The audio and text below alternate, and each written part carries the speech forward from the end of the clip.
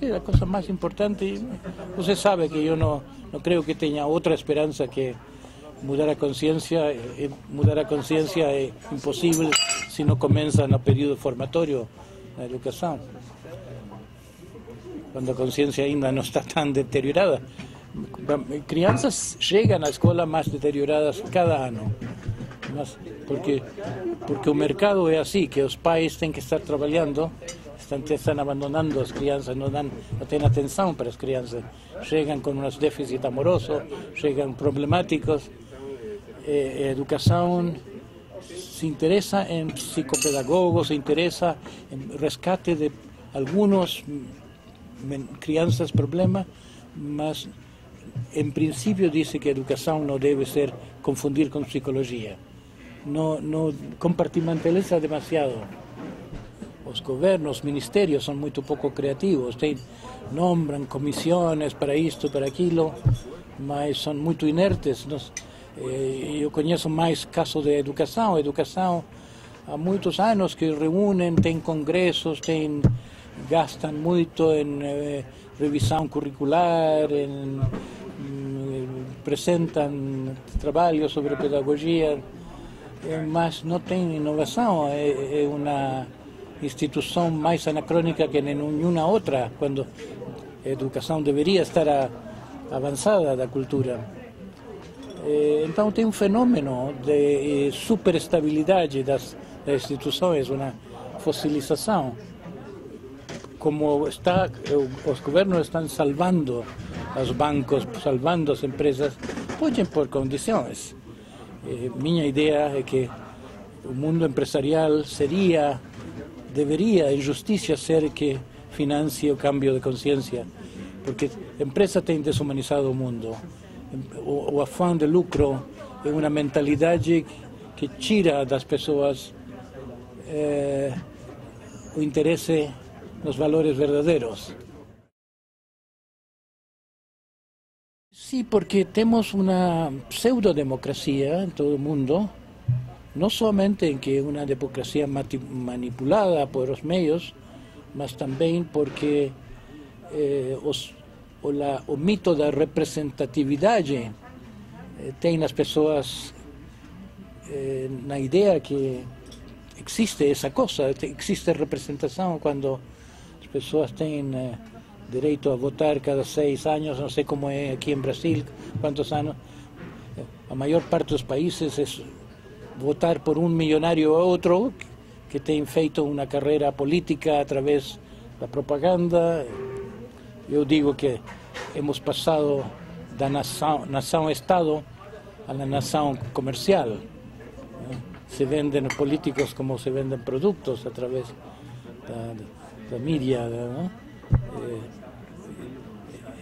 No es válida una representación que es basada en un mecanismo de persuasión y venda dinero. No, es una red democrática, una red que alheia al poder, mas la pregunta para mí es cómo va a poder ser influido por con esa verdad. Eso creará verdad, eso creará conciencia, creará un sentir como Vox Populi, Vox Dei, dice Dieto, es verdad más o menos. No es completamente verdad porque es fácil manipular un grupo, levar un poco para un sentido u otro, mas también cuando tienen personas conscientes pueden actuar como catalizadores para bien. Entonces puede esperar que una maturidad mayor de conciencia, que como un fenómeno de centésimo macaco. ¿Usted conoce esa idea? Cuando los macacos de una isla ya crearon una cultura que sabían lavar, nomar sus tubérculos de una planta que comían, se observó un fenómeno muy extraño, que los macacos de otra villa comenzaron a hacer lo mismo. Entonces no es imitación, no es directo, es un fenómeno de que después de un cierto número tiene una influencia misteriosa, un efecto con la conciencia que ainda no está estudiado cómo acontece.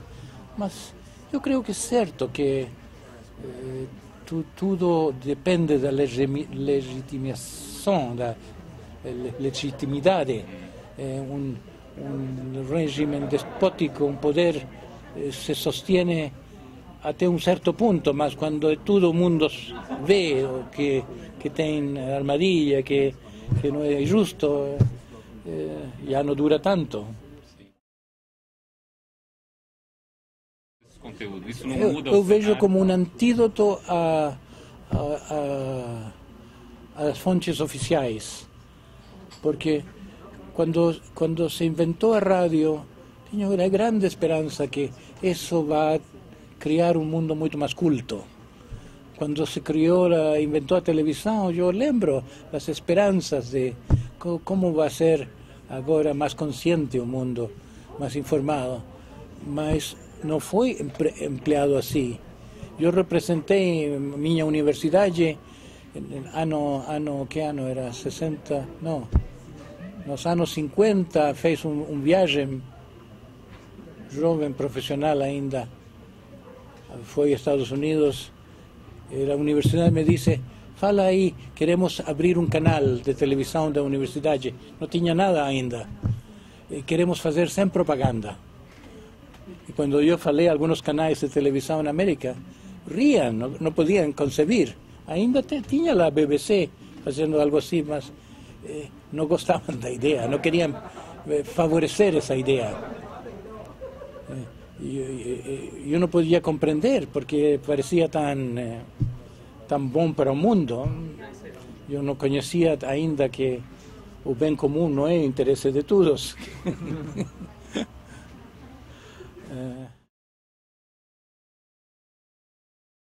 Então, se está usando o poder dos meios de comunicação para desinformação, para apresentar alguns expertos selecionados para dizer as coisas que se quer, para não ter tanto trabalho de querer mudar as coisas, porque todo mundo tem medo da democracia, porque não tem... Eu creio que a democracia não se provou ainda, não tem sido um experimento que não tem sido feito dos tempos dos gregos. Parece que fosse uma tirania do mercado, mas não é do mercado, são pessoas que estão mostrando a face do mercado. E também é uma escolha de dizer: vamos deixar que a demanda, a oferta, as leis do mercado sejam as que regem tudo. Se tem idealizado tanto isto do mercado livre, abrir, que isso é bom para os negócios, que não se vê que essa é a mesma lei das, como se diz, as cucarachas, as baratas, essa lei dos ratos, que cada um para seu proveito. Originalmente tinha a nação americana criou com um ideal como a de Revolução Francesa, liberdade e fraternidade. E agora liberdade virou liberdade de comprar e vender, que é muito diferente, uma liberdade muito particular. E fraternidade sumiu. Individualismo como o neoliberalismo não é compatível com uma mente solidária, com um espírito solidário. As pessoas, os governos não querem que as pessoas pensem demasiado no bem comum, porque complica as coisas, se todos têm ideias. Eu creio que é um erro, porque sem solidariedade, sem consciência cidadana, não creio que o mundo pode evoluir. Não, os que governam nunca ajudam na evolução se não estão representando o povo. As pessoas já ficaram bastante egoístas. Eu vejo como uma desensibilização do mundo. Alguns decênios atrás, as pessoas passavam muito tempo conversando em torno ao café, mudando a política, tinha uma mente muito mais ativista. Hoje é um mundo decepcionado, passivo, impotente. Tem uma sensação que nada se pode fazer, que a máquina das burocracias é demasiado inerte. E tem razão. Mas ao mesmo tempo não se pode pensar que podemos ter um mundo bom sem ter pessoas íntegras, pessoas com coração. É parte do animal político. Somos animais políticos, como dizia Aristóteles, no sentido de que é básica a solidariedade. O interesse do bem comum está estragado, está eclipsado por os interesses pessoais em um mundo que está vicino ao naufrágio. As pessoas estão assustadas, estão defendendo pegar isto, pegar aquilo. Não tem bastante coragem para pensar também no bem de todos. É verdade que tem complicada a situação com a passividade das pessoas. Mas também, nesse sentido, uma rede de comunicação pode ser muito educação, não somente em informação, mas educar as pessoas a sentir-se colaborando, participando num sonho coletivo. O mundo das pessoas jovens fica mais e mais inacessível a nós que não temos essa agilidade para aprender de outra forma. Eu diria que a grande esperança do mundo é as pessoas novas, que eles já não ligam tanto para as coisas obsoletas, já nem revelam, entram de outra forma. Se vê os meninos, as crianças de cada decênio mais acordados, mais vivos, mais sadios. Eu vejo entre os amigos, sempre a criança é melhor e melhor. O único que está melhorando no mundo são crianças.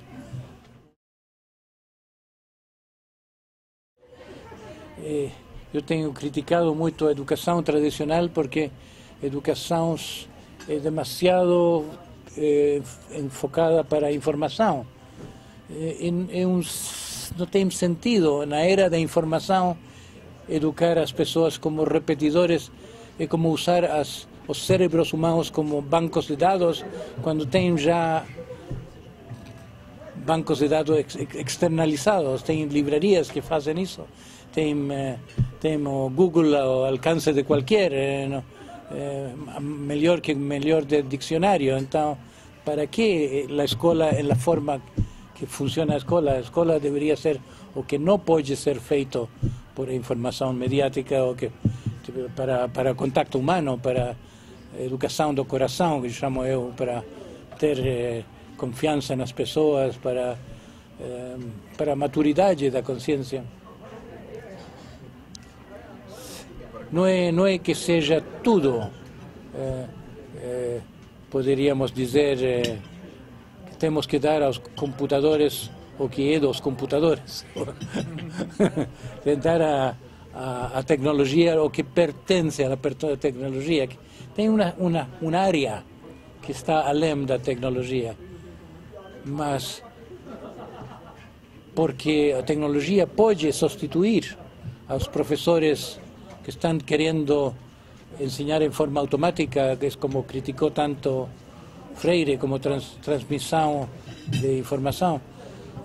Porque temos isso pode liberar as pessoas a educar verdadeiramente, para transmitir consciência, para transmitir valores, para transmitir uma influência pessoal mais sutil.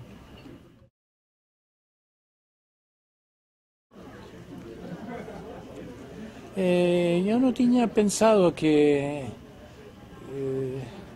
o potencial que tem apoio governamental de uma coisa assim. Isso me parece muito novo. Não tinha reaccionado a isso que é fundamental nesta proposta. Sim. É um governo que está propondo isso. Me parece muito nobre isso. Muito... Sim. Só lembrando que o senhor... crianças precisam brincar para o desenvolvimento do cérebro. Então, quando se quer usar a tecnologia para passar mais dados, né, também pode isso eclipsar, tirar da pessoa seu direito a não fazer nada, a não estar à mercê dessa invasão. Eu escutei uma vez um japonês em um congresso falar sobre como em Japão a comunicação dos telefones, dos celulares, pessoas que estão com mensagem, tudo, tem um efeito deshumanizante, como um substituto cria uma distância humana, ainda quando tem uma riqueza. Então é mais complicado a coisa, tem que ver em perspectiva.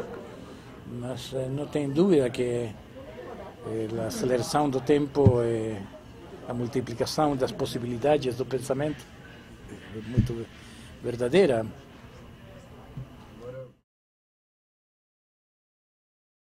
Sim. Vocês talvez conheçam esse livro Edgar Morin. A Unesco encomendou a ele escrever sobre como destilar o saber.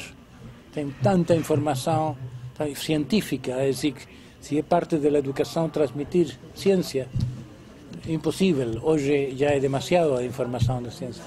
Então teria que ser um destilado. E como destilar, com que parâmetros? Então ele tem um livro que se chama Sete Saberes. São uma formulação bastante originais, não são os compartimentos habituais da ciência. Eu quando entrei nas primeiras bibliotecas norte-americanas, quando fui a Harvard, fiquei deprimido. Era tanta possibilidade, o impacto subjetivo que teve isso, ainda quando eu queria comer tudo isso, era como vindo de um país, de Chile, que onde não tinha nada semelhante, muita riqueza, mas o efeito foi paradoxal, foi como paralisante, deprimente, porque me senti perdido.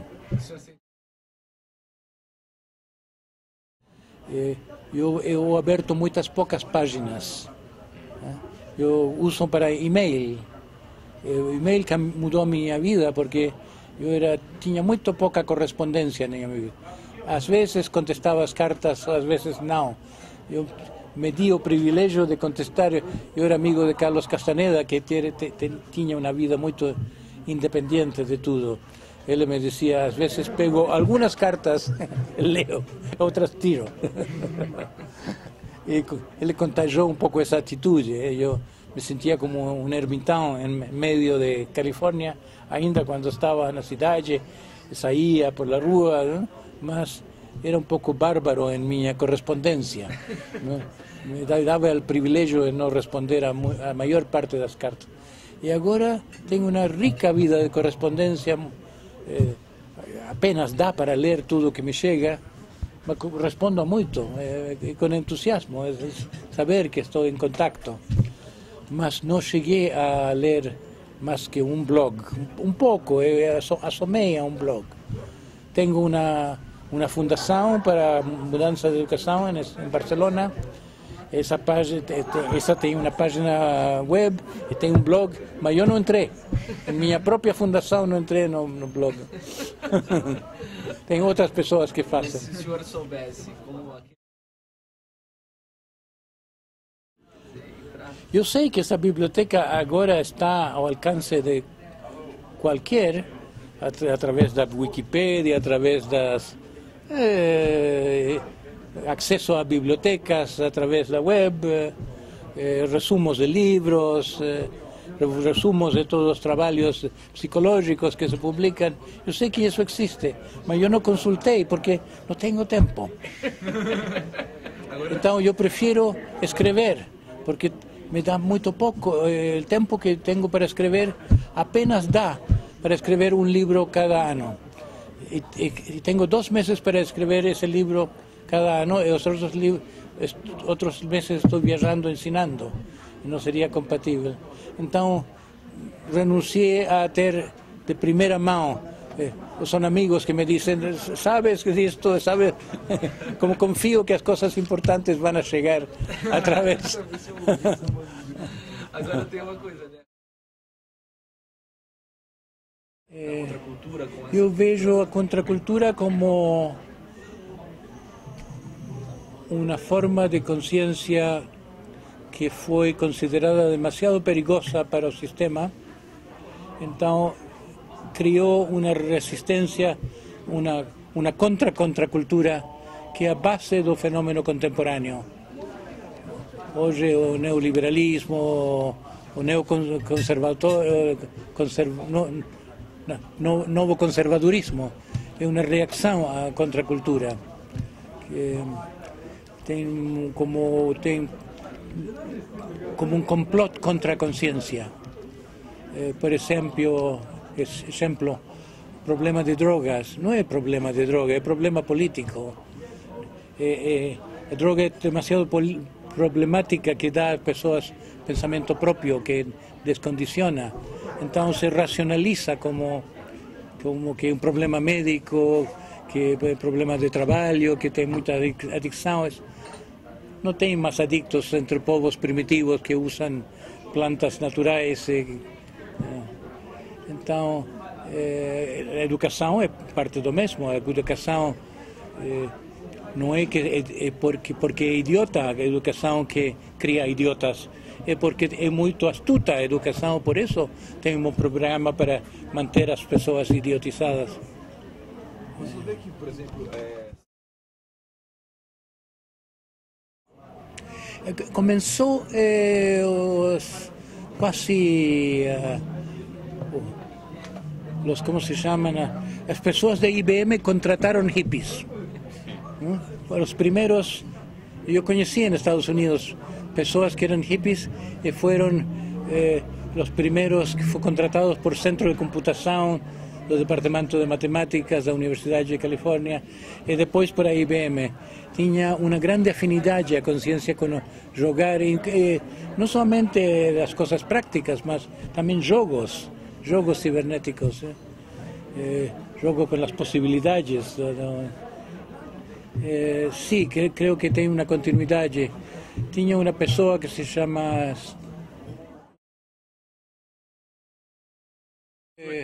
Stuart Brand, sim, eu conhecia Stuart Brand.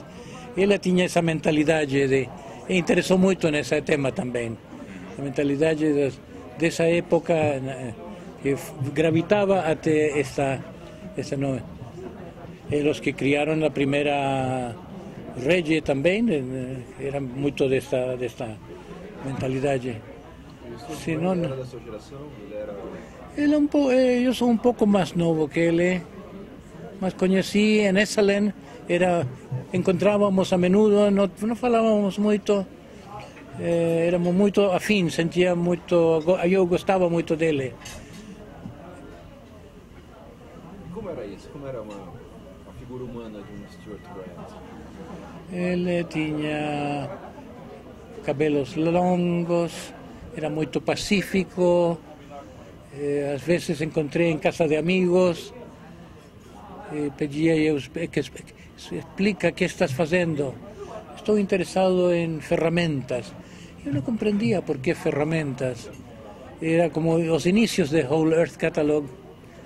Y vi que ela tinha uma ideia que estava fora do meu mapa. Via coisas novas e muito práticas às vezes. Uma vez eu invitei a um congresso que eu quis organizar, que era sobre pensamento global. Ele disse: agora estou muito ocupado em pensamento local. E o Whole Earth Catalog, senhor? Sim, eu vi muito como o Whole Earth Catalog se defendeu da invasão do comércio. Pessoas que queriam vender umas casas pré-fabricadas com estas e essas. Tinha uma boa discriminação, Stuart, para os interesses fraudulentos que pareciam ou bem públicos, mas tinha interesses secretos, comerciais. Mantuvo muito puro. E foi uma influência na época? Ele fazia críticas, às vezes respondia cartas com ofertas, dizia diretamente: não temos interesse em seu produto. Tinha um processo seletivo de que coisa entrava no Whole Earth Catalog. Era a mentalidade dele e seus amigos que foram entrando. Foi espalhando, foi primeiro uma tenda pequena, depois várias. E como é que ele fazia para manter o projeto? Era a qualidade, garantia de como que uma fé que tenha alguém que é honesto e que sabe escolher coisas que têm boa duração, que são boa qualidade, como uma coisa como garantia e também um sentido de comunidade. É como que as pessoas diziam: ele é como nós. A reputação, né? Somos parte da mesma comunidade, somos irmãos. Isso é a internet. Isso é exatamente a relação que uma parte, digamos, da internet, que também não foi influenciada pelo mercado, ela conseguiu atingir. Essa relação É a legitimidade, né? de legitimidade, por isso que esse projeto De confiança, né? Confiança, sim. Sim. Ele dava confiança por sua integridade. E porque era uma pessoa movida por um sentido solidário. Quando as pessoas faziam gesto de solidariedade, era como dizer irmão, no sentido como deve ter sido o cristianismo primitivo. Como momento psicodélico, momento de nova cultura, uma solidariedade de estar em uma sociedade que não presta e ter como um olhar que vê a maluquice do sistema. Por isso foi tão perigoso.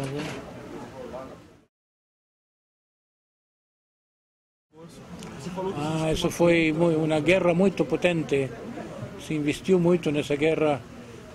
Muitas pessoas, Democratic Studies Association, não lembro nem o nome, tinha uma facção mais política.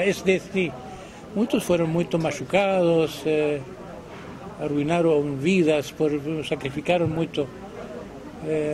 Tinha muita violência contra eles. Teve eu não estive pessoalmente, mas no São Francisco, no Grande Parque, Golden Gate, teve uma cerimônia de queimar o hippie, uma imagem do hippie. Sim. É como um reconhecimento que já não é hora de propor esta solução, que já não é hora do hippie ter uma alternativa a este mundo. Foi como uma confissão de fracasso e virou a cultura hippie a cultura punk, como mais raivosa. E a flower power se reconheceu como não potente o suficiente com um mundo tão violento. Fue una guerra.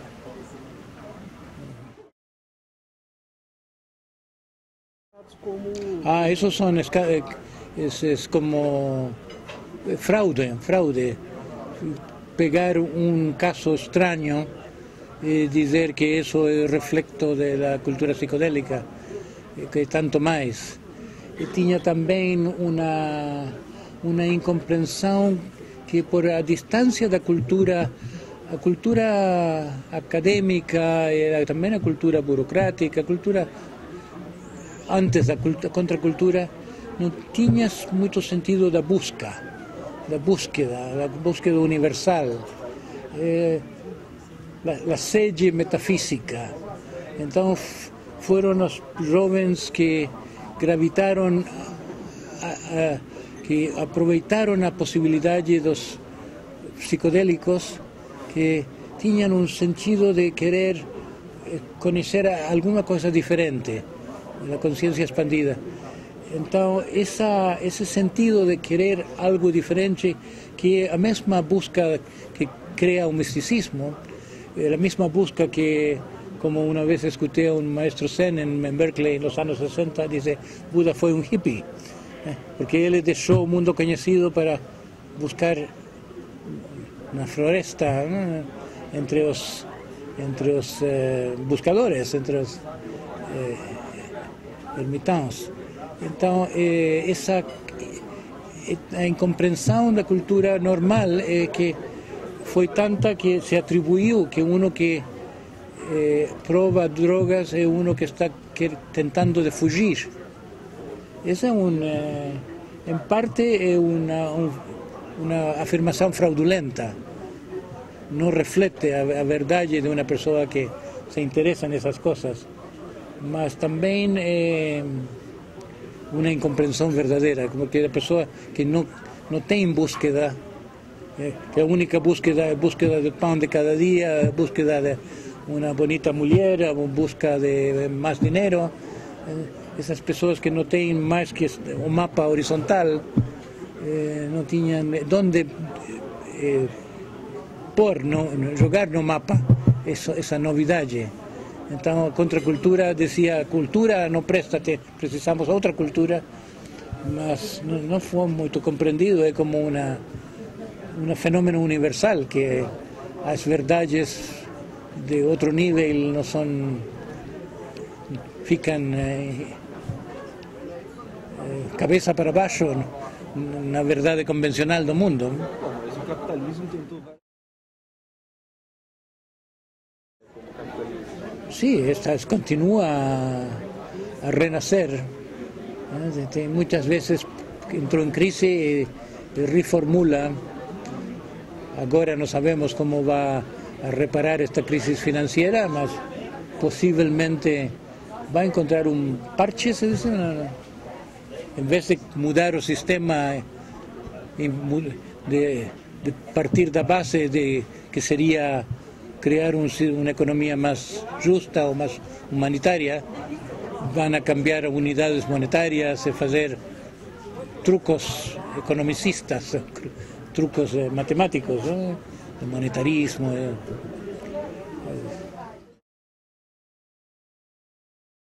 Mas onde está a oportunidade? A oportunidade é que, se se vê que é tão perigosa, crise quer dizer perigo é mais oportunidade. Crise é conjunto que tem uma alternativa, é uma disjunção, vai por aí ou vai por allá. Temos a escolha grande de nossa humanidade, o mundo contemporâneo, é mutar ou sumir. Eu creio que as pessoas se enganam quando creem que tem alternativa. O sistema está quebrando, sistema econômico, isso trazerá violência, trazerá infelicidade, mas as pessoas não estão como apegadas a um navio que afunda. Não vão aos botes salva-vidas, não vão às operações de resgate. a mayor operação de resgate para mim é dar prioridade à mudança de consciência através de uma reformulação da educação, uma educação completamente diferente que seja mais para a consciência, para desenvolvimento humano e desenvolvimento social, e não para a informação, que isso já está satisfeito. Já fazem, a tecnologia faz isso.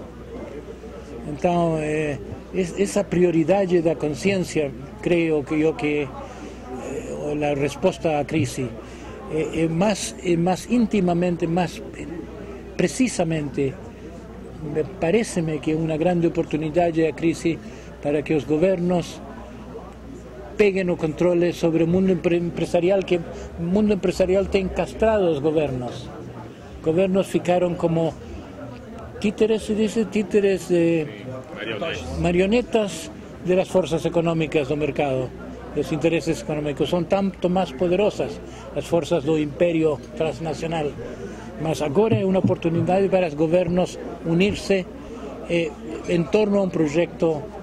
E eu creio que aí, nesse projeto de prioridade de consciência, pode ir junto à educação nova e ajuda a verdadeira cultura. E este projeto digital pode ser parte disso.